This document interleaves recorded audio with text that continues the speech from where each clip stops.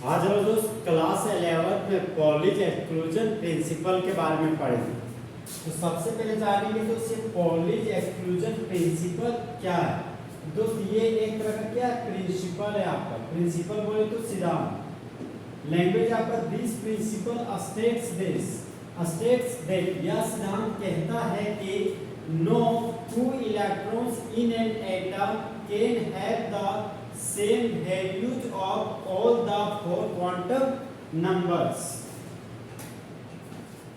बोलता है इसका लैंग्वेज कि नहीं है दो इलेक्ट्रॉन के पास क्वांटम नंबर का चारों वैल्यू कभी भी सेम नहीं हो सकता।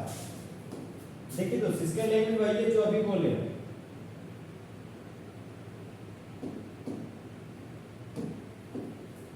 लैंग्वेज है no two electrons in an atom can have the same values of all the four quantum numbers।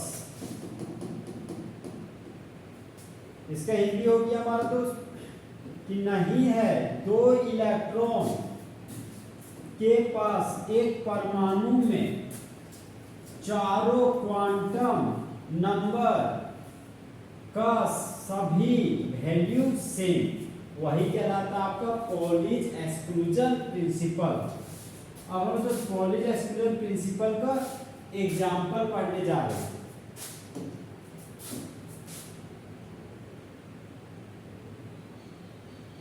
तो सबसे पहले हम दोस्त एग्जांपल के रूप में दोस्त माने कि दो इलेक्ट्रॉन हम लोग हीलियम एटम का लेने जा रहे हैं, जहां पर हम जानते हैं दोस्त हीलियम का एटॉमिक नंबर 2 होता है और हम जानते हैं कि एटॉमिक नंबर का सिंबल हमारा Z होता है। तो हीलियम का एटॉमिक नंबर 2 है, इसलिए यहाँ पर Z बराबर 2 लिखिए। तो सबसे पहले हम दोस्त हीलियम का इलेक्ट्रॉनिक कॉन्फ़िगरेशन लिखेंगे सबसेल का एनर्जी का इंक्रीजिंग ऑर्डर में। तो हीलियम का सबसेल का इंक्रीजिंग एनर्जी ऑर्डर 1s। और हम जानते हैं दोस्त कि A सबसेल में एक ऑर्बिटल पाया जाता है।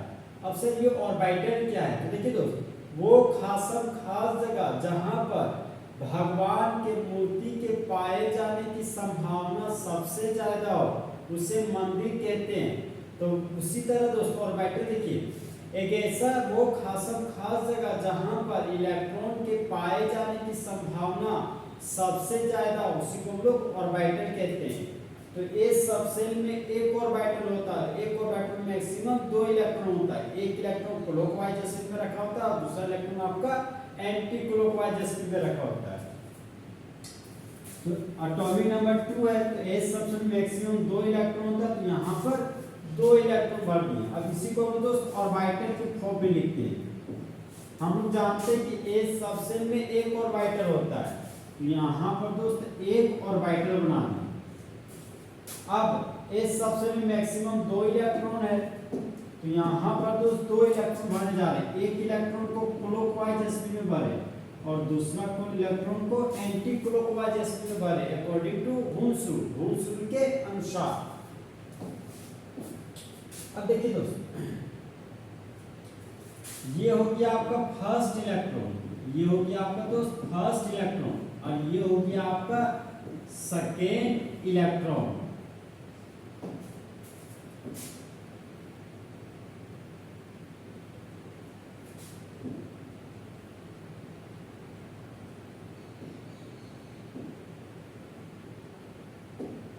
अब देखिए दोस्त ये क्वांटम नंबर क्या है।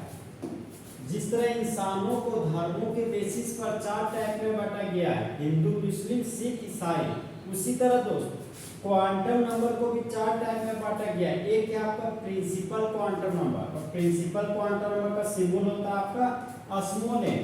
और प्रिंसिपल क्वांटम नंबर में हम लोग सेल के बारे में पढ़ते हैं। दूसरा क्वांटम नंबर है आपका दोस्त एजीमुथल क्वांटम नंबर और एजीमुथल क्वांटम नंबर सबसेल के बारे में बताता है और एजीमुथल क्वांटम नंबर का सिंबल हो गया आपका small n। Next quantum number है हमारा दोस्त मैग्नेटिक क्वांटम नंबर और मैग्नेटिक क्वांटम नंबर का सिंबल हो गया हमारा Mn और मैग्नेटिक क्वांटम नंबर हमें ऑर्बिटल के बारे में इंफॉर्मेशन देता है। अब नेक्स्ट क्वांटम नंबर है आपका दोस्त spin quantum number. Spin quantum number का सिंबल हो गया हमारा Ms और स्पिन क्वांटम नंबर इलेक्ट्रॉन के बारे में इंफॉर्मेशन देता है हम लोग। और दोस्त एग्जांपल में आते हैं।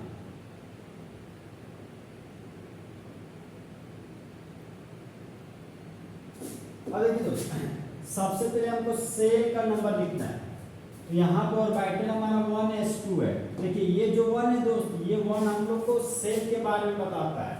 तो यहाँ पर फर्स्ट इलेक्ट्रॉन के लिए भी फर्स्ट सेल होगा और सेकेंड इलेक्ट्रॉन के लिए भी हमारा फर्स्ट सेल होगा, क्योंकि फर्स्ट सेल के ए सबसेल में ही हमारा 2 इलेक्ट्रॉन रखा हुआ है। ए हमारा सबसेल के बारे में बताता है। तो सबसेल में हमारा ए सबसेल, तो ए सबसेल के लिए एल का मान 0 होता है। तो यहाँ पर फर्स्ट इलेक्ट्रॉन के लिए एल का मान 0 हो जाएगा और सेकेंड इलेक्ट्रॉन के लिए भी एल का मान आपका 0 हो जाएगा। अब हम दोस्त ml का मान लिखते हैं। ठीक है दोस्त, अगर एल का मान 0 है तो ml का मान भी आपका हमेशा 0 होगा, क्योंकि हम लोग जानते हैं कि ml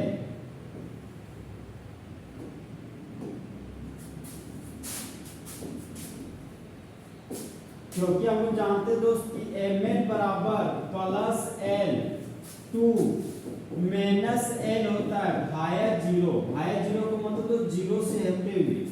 अभी हमें बोले कि l का मान 0 है तो ml का मान हो जाएगा प्लस 0 से 0 और 0 से माइनस 0।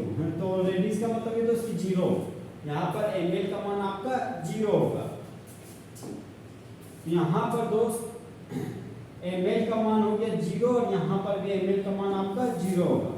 अब हमको ms लिखना है, बता स्पिन क्वांटम नंबर। हम लोग जानते दोस्तों ऑर्बिटल हमारा 1s है और ये सबसे में 2 इलेक्ट्रॉन है, तो एक इलेक्ट्रॉन क्लॉकवाइज स्पिन में होगा, दूसरा इलेक्ट्रॉन एंटी क्लॉकवाइज स्पिन में होगा। तो ये हमारा फर्स्ट इलेक्ट्रॉन है, ये आपका सेकंड इलेक्ट्रॉन है।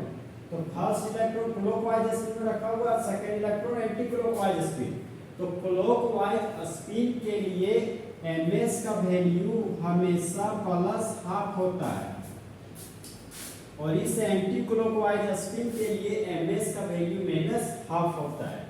यहाँ पर स्पिन क्वांटम नंबर का वैल्यू दोस्त माइनस हाफ हो जाएगा। अब दोस्त नेक्स्ट एग्जांपल में आते हैं।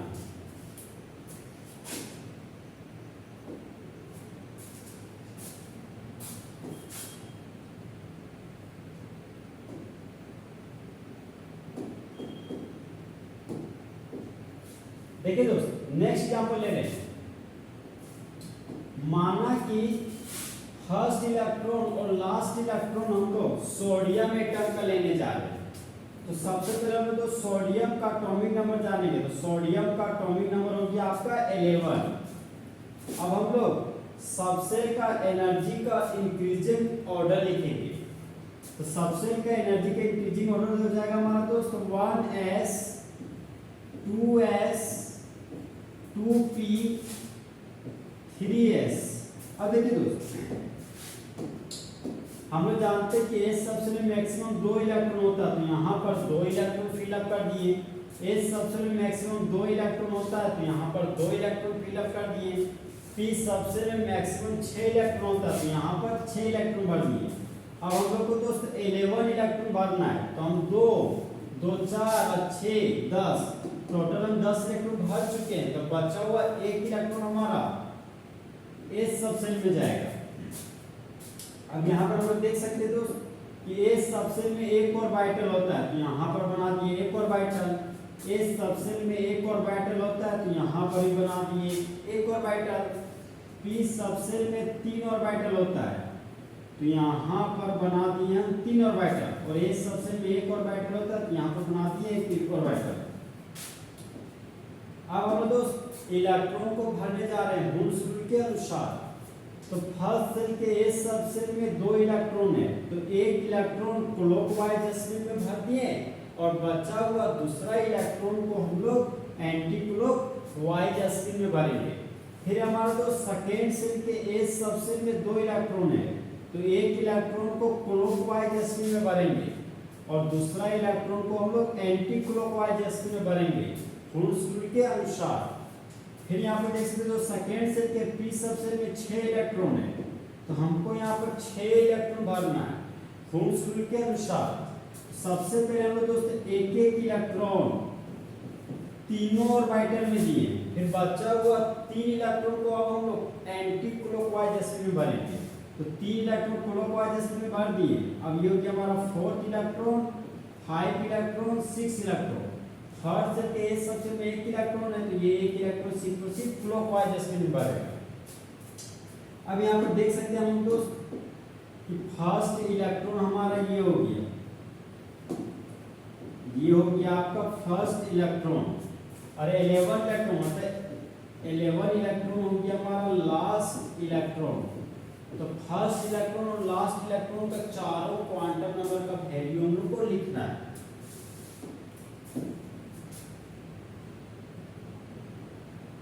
अब यहाँ पर देखिए सबसे पहले हम सेल का नंबर लिखेंगे। देखिए दोस्तों यहाँ पर हमारा 1s2, यहाँ पर सेल का नंबर क्या है 1। तो फर्स्ट इलेक्ट्रॉन के लिए सेल का नंबर हो गया आपका 1।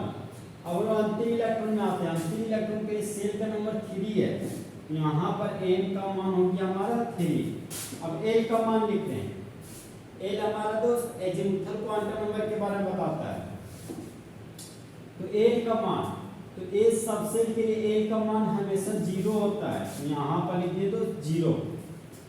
a सबसेल के लिए l का मान 0 होता है, तो यहाँ पर लिखिए हम लोग 0।